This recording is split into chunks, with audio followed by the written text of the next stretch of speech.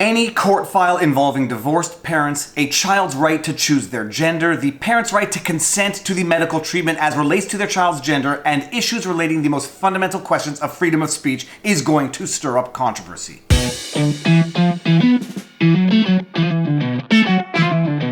Viva Frei, Montreal litigator, and it is time to keep calm. I'm gonna break this chair. Keep calm and vlog on.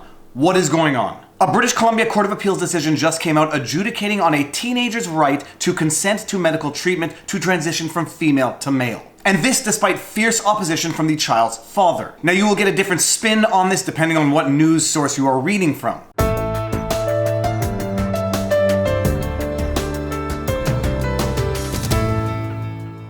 The real difficulty is in actually understanding what exactly is going on in this case. Now, this case is complicated both in the substance of law and the procedural aspect of what went down. It has been a procedurally intensive court file with multiple court orders and multiple judgments under appeal. And the Court of Appeal decision that just came down is itself somewhat divided, although clear-cut on the substantive issue as relates to the child's rights. I mean, just to illustrate the complexity of this particular judgment, just look at all the parties involved. The names have been redacted, but just bear in mind, and we'll get into it, that the child's name is AB, the father's name is CD, and the mother's name is EF. And so we have the appellant, respondent, father. The respondent, claimant, the child. The respondent because she's not a claimant, the mother. The Attorney General of British Columbia pursuant to Section 204 of the Family Law Act. You have the Provincial Health Services Authority, British Columbia Children's Hospital. I suspect there's a typo there. The Justice Centre for Constitutional Freedoms, Association for Reform Political Action Canada, Canadian Professional Association for Transgender Health, West Coast Leaf Association, and Eagle Canada Human Rights Trust. Interveners. Interveners being parties who are neither plaintiff nor defendant, but might have an interest in intervening in the court file to let their opinions known. And look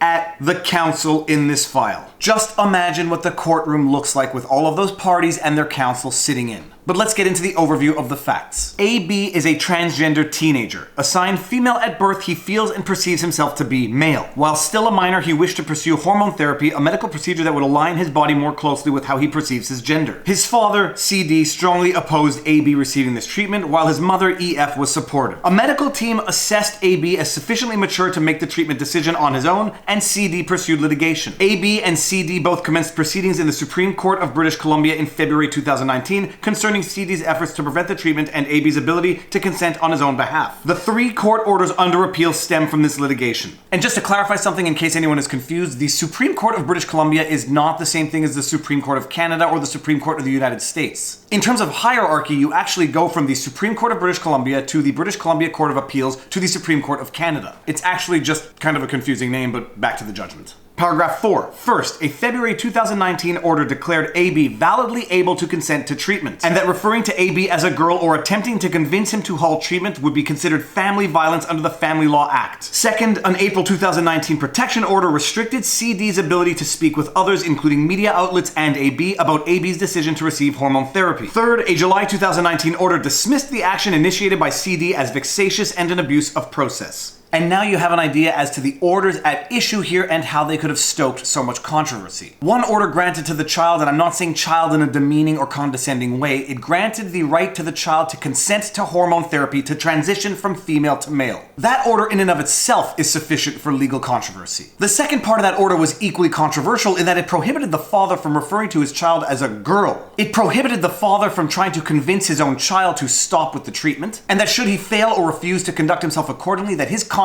would be deemed to be family violence under the Family Law Act. The second order was effectively a gag order and prevented the father from discussing the issues with anybody, including the media. And the third order dismissed the action initiated by the father on the basis that it was vexatious and an abusive process. And we'll get into all of this in greater detail, but this is what's at issue. Paragraph 5, CD appeals all 3 orders. He argues that they violate his charter-protected freedoms of belief and expression, and what he terms parental rights, were procedurally unfair and do not reflect AB's best interests. Paragraph 6, AB maintains that these orders were fairly decided, are charter compliant, and reflect his best interests as well as the statutory right of mature minors to make their own medical decisions under Section 17 of the Infants Act. He is supported by EF and the other respondents. Paragraph 7, following the hearing of this appeal, this court observed observed that there was no reason to interfere with the findings that AB's consent was valid. The treatment which AB began following the February order was thus permitted to continue. Paragraph 8. In these reasons, we explain that decision. We further explain why, in our view, certain aspects of the first two orders were issued in a procedurally irregular fashion and cannot stand. We would allow the appeals of these orders in part and substitute procedurally appropriate orders. We would dismiss the appeal of the July order dismissing CD's action. The Court of Appeal did not leave the reader in suspense. They announced exactly where they're going with the judgment, and now we just have to read the reasoning behind it. One thing everybody who reads this decision is going to learn from it is that justice is human. There are the general, if I can say abstract, questions of law that exist on their own. But then there are the humans involved, both in terms of the parties and in terms of the judges. And for right or wrong, the human elements of a file often have an impact on the legal aspects of a file. And a brief but more detailed summary of the facts. AB's parents, CD and EF, have been separated for several years. At the time this appeal was heard, AB was nearing his 15th birthday. AB has identified as a male since he was 11 years old. At 12, he began to socially transition, enrolling in school under a chosen male name and using male pronouns with his teachers and peers. Around 13 years of age, after 2 years of consistently identifying as male, AB's persistent discomfort with his body led him to want to take steps to appear more masculine. With the support of his mother, AB went to see a registered psychologist for a number of sessions. Following these sessions, Dr. IJ finalized an assessment and treatment plan for AB. The plan concluded that AB met the diagnostic criteria for gender dysphoria. As described in the consent form signed by AB, gender dysphoria is a recognized medical condition where a person experiences significant distress because the gender identity they experience differs from their genetic or biological gender, and how others perceive them. Dr. IJ found that AB would be a good candidate for hormone treatment and referred him to the BC Children's Hospital for further assessment. In August 2018, AB met with pediatric endocrinologist Dr. GH at the Gender Clinic at BCCH. Dr. GH conducted a further assessment of AB and again determined that masculinizing hormone treatment was both reasonable in the circumstances and in AB's best interests. He explained the nature, consequences, and foreseeable risks and benefits of the treatment to AB, presenting a detailed consent form that laid out these risks. AB decided to proceed with the treatment and signed the form. AB's mother, who supported him throughout this process, also signed the form. Upon learning AB's father was not aware he was pursuing this treatment, Dr. GH postponed its start in order to present information to AB's father, CD. CD emailed the clinic a few days later expressing his opposition to the proposed treatment. From August to December 2018, a social worker at the clinic made, quote, numerous attempts to set up a meeting between Dr. GH and CD to discuss the proposed treatment. CD did not attend at the clinic and did not engage with the medical team. On December 1st, 2018, Dr. GH and social worker UV sent a letter to CD. The letter addressed CD's disagreement with the treatment and explained that under Section 17 of the Infants Act, minors are permitted to consent to their own medical treatment. Okay, and what does Section 17 of the Infants Act of British Columbia say? Consent of infant to medical treatment. In this section, healthcare means anything that is done for a therapeutic, preventative, palliative, diagnostic, cosmetic, or other health-related purpose and includes a course of healthcare. Healthcare provider includes a person licensed, certified, or registered in British Columbia to provide healthcare. Subject to subsection 3, an infant may consent to healthcare whether or not the healthcare would, in the absence of consent, constitute a trespass to the infant's person. And if an infant provides that consent, the consent is effective and it is not necessary to obtain a consent to the healthcare from the infant's parent or guardian. Paragraph 3. A request for or consent, agreement, or acquiescence to healthcare by an infant does not constitute consent to the healthcare for the purposes of subsection 2 unless the healthcare provider providing the healthcare A. has explained to the infant and has been satisfied that the infant understands the nature and consequences and the reasonably foreseeable benefits and risks of the healthcare, and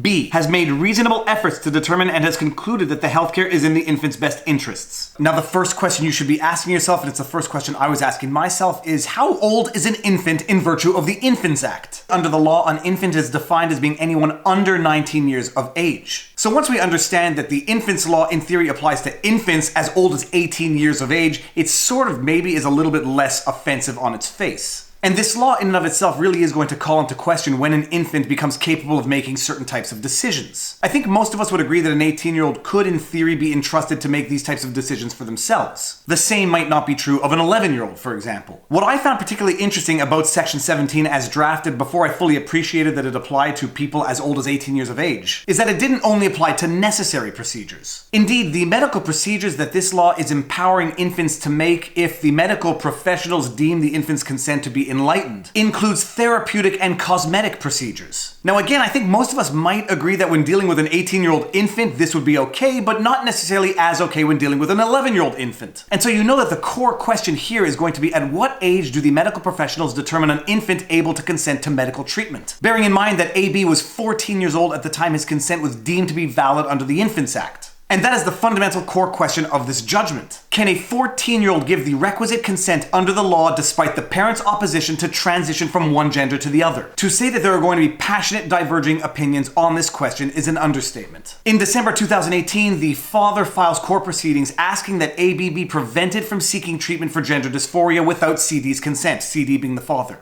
The father's order was initially granted and renewed, and in February 2019, AB files various motions in court. AB's application to the court seeks declarations under the Family Law Act and a declaration that AB's consent under Article 17 of the Infants Act is in fact valid. And now we get into the justice is human aspect of law and how one party's conduct in the file can actually have an impact on the judicial findings in that file. Paragraph 34. On 19 and 20 February 2019, Justice Bowden considered both applications in a summary trial, along with a third application by AB for a publication ban in the proceeding initiated by CD. While the proceedings initiated by AB were anonymized, those initiated by CD named the parties on the public record. And you don't need to side with one party or the other in order to know that what the father just did is improper and will negatively impact him in the context of this file. AB, who is a minor, anonymized their court proceedings. The father, either acting on poor legal advice or on his own passion and anger, did not anonymize his court proceedings. He publicly named all the parties, including his child, in the court proceedings, with all of the devastating effects that might have. One should fully appreciate that however they feel on the substance of the dispute, this was a mistake to do. This was a mistake to do that will not only color the file, but color the judge's impression of the parties in the file. Justice Bowden concluded that AB's consent was valid under the Infants Act and the father, CD, lacked the legal basis for an injunction. Justice Bowden concluded that AB's consent under the Infants Act was well-settled law, that by delaying the treatment they were only going to cause additional undue harm to AB, who had already attempted suicide in the past. Justice Bowden furthermore ordered as follows, and this is where it gets really controversial. Paragraph 38. Bowden J. issued the following orders. Collectively, the Bowden Order. Section 2, subsection 3. Attempting to persuade AB to abandon treatment for gender dysphoria, addressing AB by his birth name, referring to AB as a girl or with female pronouns, whether to him directly or to third parties, shall be considered to be family violence under Section 38 of the Family Law Act. And this is where some legal scholars and all proponents of freedom of speech lost it. This is obviously the point of the video where we need to go and read Section 38 of the Family Law Act. Assessing family violence, Section 38. For the purposes of Section 37, 2G and H, best interests of a child. A court must consider the following. A. The nature and seriousness of the family violence. B. How recently the family violence occurred. C. The frequency of the family violence. D. Whether any psychological or emotional abuse constitutes or is evidence of a pattern of coercive or controlling behavior directed at a family member. E. Whether the family violence was directed toward the child. F. Whether the child was exposed to family violence that was not directed toward the child. G. The harm to the child's physical, psychological, and emotional safety, security, and well-being as a result of the family violence. H. Any steps that the person responsible for the family violence has taken to prevent further family violence from occurring. I. Any other relevant matter. And just to cover all bases, let's go read Section 37, subsection 2, paragraphs G and H. Best interests of a child, 37, paragraph 1. In making an agreement or order under this part respecting guardianship, parenting arrangements, or contact with the child, the parties and the court must consider the best interests of the child only. Subparagraph 2. To determine what is in the best interests of a child,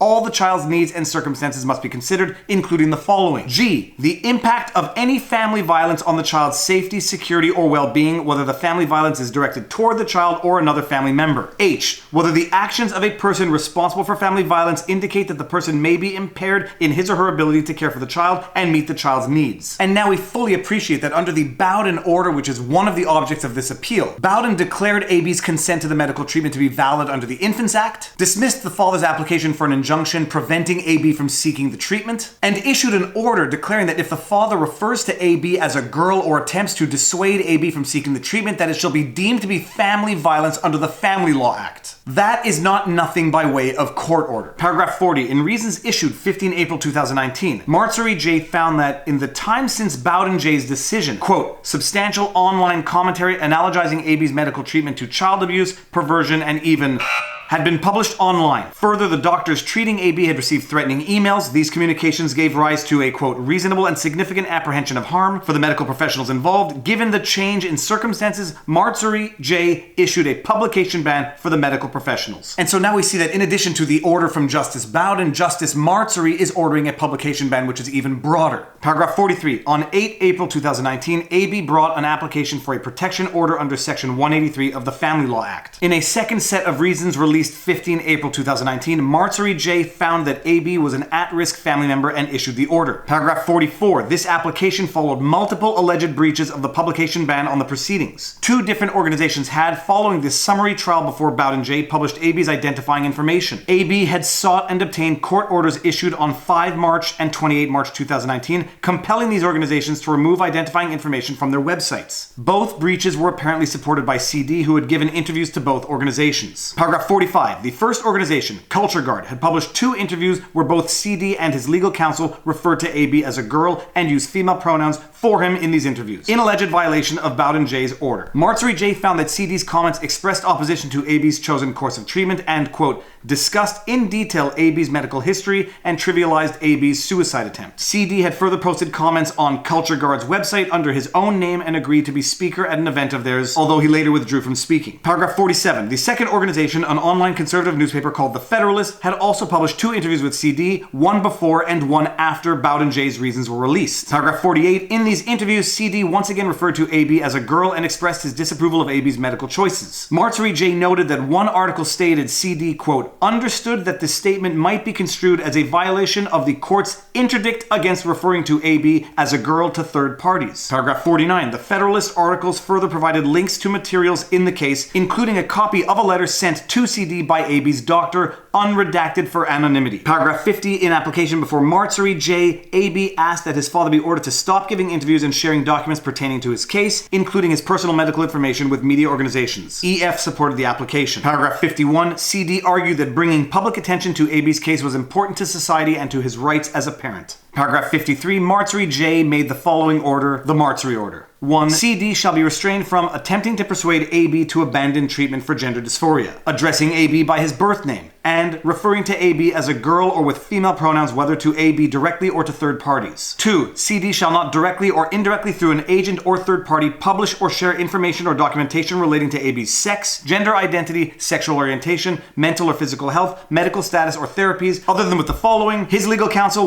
for ABEF, the court, medical professionals engaged in AB's care or CD's care, any other person authorized through and consent of AB, and any other person authorized by order of this court. And then there's some complicated and not necessarily all that relevant procedural stuff. CD refiles his application, and in July 2019, CD's refiled application is itself dismissed on the basis that CD was applying for the same injunction that had already been dismissed by Justice Bowden. The judge that dismissed CD's refiled application also concluded that it was vexatious and an abuse of process and ordered special costs to AB. Without getting into the actual motivations of the conduct of the father, one can appreciate the consequences of it. There are undoubtedly going to be people out there who are saying that CD is acting as a passionate father. Looking at it from AB's perspective, there are going to be people out there who are going to say that the father is acting spitefully, vengefully, just because he's not getting his way and is not supporting his kid. But setting aside the underlying motivation of what the father has done in this file, we can appreciate the consequences of it. Whether you agree or vehemently disagree with the court order, flagrantly disrespecting and failing to respect that court order will have consequences in the file. So when the father goes out and does interviews and discloses identifying information, even if he thinks he's doing it in the name of justice and parental rights, he is still violating a court order. And the impact is all the more serious given that this is a family matter involving a minor on a topic that elicits passions from both sides. And regardless of how you feel about what the father is doing, the fact remains that he is violating a court order and publicly identifying a minor in the context of pending proceedings. Needless to say, judges don't like that.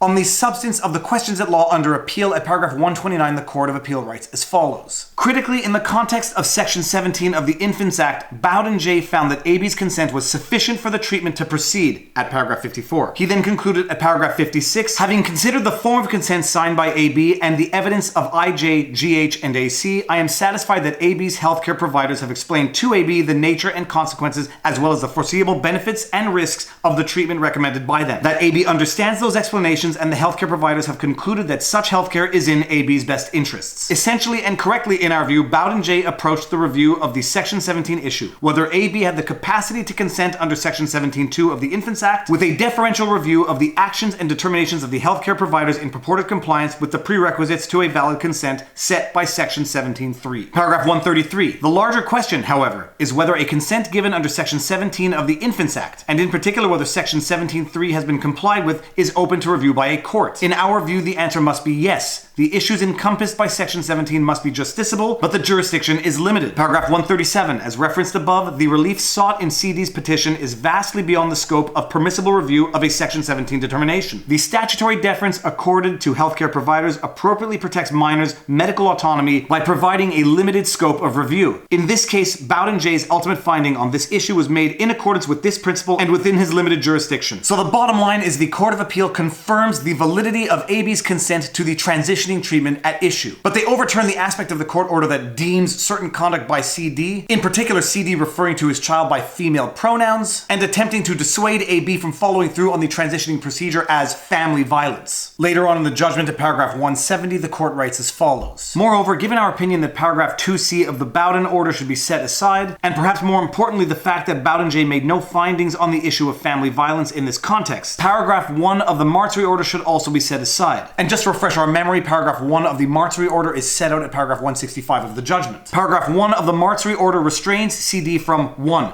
Attempting to persuade AB to abandon treatment for gender dysphoria. 2. Addressing AB by his birth name, and 3. Referring to AB as a girl or with female pronouns, whether to AB directly or to third parties. Paragraph 171. There is evidence that CD's refusal to acknowledge AB's gender is clearly hurtful to AB, but there is insufficient evidence in the record before both Bowden J and Martory J that CD's conduct was grounded by an intent to hurt AB, or that his refusal to agree with AB's decision about the treatment was ultimately unresponsive to AB when AB wished to disengage. Paragraph 172. Without more, there was insufficient evidence in the unique circumstances here to ground a finding of family violence. That is, emotional or psychological abuse, as defined in the FLA. Significantly, neither judge concluded an analysis of whether CD's conduct in relation to the name and pronouns he used with AB and his discussions of AB's treatment of choices were sufficiently intentional or unresponsive to AB's communications with him to ground a finding of family violence. Bowden J simply made a declaration that this constituted family violence without analysis, perhaps inadvertently as discussed above, and Martory J based this part of the protection order on this declaration. And when we say that justice is human, we can easily understand here how Bowden J and Martory J might have been influenced by CD's conduct in the file. The Court of Appeal is coming to the conclusion that certain aspects of their previous orders are to be overturned, and on further analysis they do seem to be somewhat untenable in law. But justice is human, and one can see how the judges might have been a little put off by CD's conduct to the point where they were angry and it reflected itself in their judgment. Paragraph 173. It is not our intention to minimize in any way the pain that AB feels due to his father's refusal to accept his decision to identify as a male and proceed with hormone treatment. It is also not our intention to condone CD's conduct in refusing to engage with the medical professionals responsible for AB's care and refusing to engage in a more constructive way to communicate his views to AB. However, CD is entitled to his views and he is entitled to communicate those views to AB. As difficult as this is, this difference of opinion alone cannot justify a finding of family violence. As set out above, the evidence shows that AB is a mature minor with the capacity to make his own decisions about the medical treatment recommended at this stage, and as such includes the ability to listen to opposing views. It also includes the ability to disengage in conversations that he finds uncomfortable or offensive. In fact, the evidence available suggests that AB has done just that, and that CD has generally respected this decision to disengage. And further down in the judgment, we get into charter issues. Paragraph 193. CD challenges both the Bowden order and the Martory order on the basis that they violate his rights under sections 2A and B of the Canadian Charter of Rights and Freedoms to freedom of conscience or belief and freedom of expression, as well as his liberty under section 7 of the Charter to make important decisions for his child. In light of our conclusion that the relevant parts of these orders should be set aside, it is not strictly necessary to address these arguments. However, in assessing whether those orders should be replaced with a conduct order, we will address CD's arguments and some of those made by the Attorney General and the interveners, so far as they may be applicable in the context. Paragraph 203. The law is clear that the Charter does not apply to judicial orders made in private disputes. Paragraph 214. It is our view that in these circumstances, a limited conduct order made with the objective of protecting the best interests of AB is consistent with the Charter values underlying sections 2A and B and 7. CD has the right to his opinion and belief about AB's gender identity and choice of medical treatment. His right to hold a contrary opinion would not be unduly affronted by an order that CD respect AB's choices by acknowledging them in his communications with AB and publicly with third parties, both generally and in respect of these proceedings. His right to express his opinions publicly and to share AB's private information to third parties may properly be subject to constraints aimed at preventing harm to AB. However, we would not restrict CD's right to express his opinions in private communications with family, close friends, and close advisors, provided none of these individuals is part of or connected with the media or any public forum, and provided CD obtain assurances from those with whom he shares information or views that they will not share that information with others. Well, I hope I have made sense of this otherwise very complicated judgment. It's procedurally complicated, there are multiple orders under appeal, there are tons of parties to the suit. But ultimately it called into question three major issues. Can an infant, that being someone under 19 years of age, validly consent to certain treatment? In this particular case, transitioning treatment as a result of gender dysphoria. Can an infant validly consent notwithstanding the opposition by their parent or guardian? It resolves the controversy that was created under the two orders under appeal in that certain conduct, in particular speaking words, can be deemed to be family violence. And it addresses certain issues on the limits that the courts can place on freedom of speech. But the bottom line and the most important issue as far as I'm concerned in this file, setting aside how one feels about freedom of speech, is that at the heart of this issue is a minor going through an extremely personal crisis, for lack of a better word. People on both sides of this debate are going to try to use this judgment as the new standard. People are going to have their opinions on the subject and they're going to be extremely passionate in those opinions, and that is absolutely understandable. But at the very least, I hope I was able to clarify this judgment so that you can come to a more educated opinion on your own. And with that said, the standard signing off. If you like my videos, please be sure to like, share, subscribe, hit the notification bell, drop a comment in the comment section below. If you want to support the channel, the support links are in the pinned comment, and now you know your vlog. Peace out.